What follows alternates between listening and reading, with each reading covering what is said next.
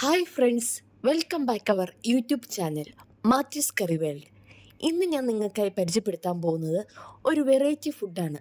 വേറെ ഒന്നുമല്ല, ഇടിയിറച്ചി അല്ലെങ്കിൽ ഉണക്കയിറച്ചി. ഒന്ന് ട്രൈ ചെയ്ത് നോക്കിയാലോ? അതിനായിട്ട് ഞാനിവിടെ വീട്ടിൽ തന്നെ ഉണക്കിയെടുത്ത് 3 പീസ് ബീഫാണ് എടുത്തിട്ടുള്ളത്. ഉണക്കിയിറച്ചി അഥവാ ഇടിയിറച്ചി നമുക്ക് മാർക്കറ്റുകളിൽ വാങ്ങാൻ ലഭിക്കുന്നതാണ്, അല്ലെങ്കിൽ വീട്ടിൽ തന്നെ ഉണ്ടാക്കിയെടുക്കാം.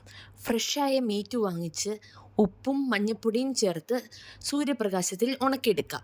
അങ്ങനെ ഉണക്കി ഇടിച്ചെടുത്ത ഇറച്ചിയാണ് ഞാനിപ്പോൾ ഇവിടെ ചുട്ടെടുക്കാൻ പോകുന്നത്. ഇത് യൂഷ്വലി തീ കനലിലാണ് ചുട്ടെടുക്കാറ്. നമുക്കിത് ഇപ്പോൾ അവൈലബിൾ അല്ലാത്തതുകൊണ്ട് നമ്മൾ ഗ്യാസിൻ്റെ ലോ ഫ്ലെയിമിൽ ഇത് ചുട്ടെടുക്കാം. ചുട്ട ഇറച്ചി ചൂടോടുകൂടെ തന്നെ ഇടികല്ലിലിട്ട് ഇടിച്ച് ചിക്കിയെടുക്കാം. ഇനി ഇതിനു വേണ്ട ഇൻഗ്രീഡിയൻസ്: 20 കുഞ്ഞുള്ളി, 2 തണ്ട് കറിവേപ്പില ചതച്ചെടുത്തത്.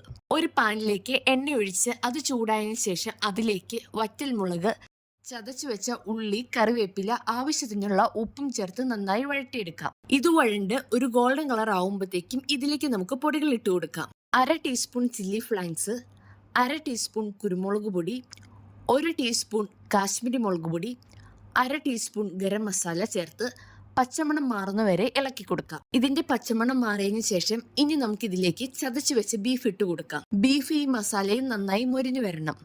വേണമെങ്കിൽ നമുക്ക് ഓയിൽ ആഡ് ചെയ്ത് കൊടുക്കാം. ഇപ്പോൾ നമ്മളുടെ ഇടിയിറച്ചി റെഡി ആയിട്ടുണ്ട്. ഇനി നമുക്കിതൊരു സെർവിങ് ബോളിലേക്ക് മാറ്റാം. ഇടിയിറച്ചി ഫ്രൈ അല്ലെങ്കിൽ ഉണക്കിയിറച്ചി ഇതൊരു വെറൈറ്റി ഡിഷാണ്. കഴിക്കാത്തവരൊന്ന് ട്രൈ ചെയ്ത് ഫീഡ്ബാക്ക് ഒന്ന് അറിയിക്കണേ.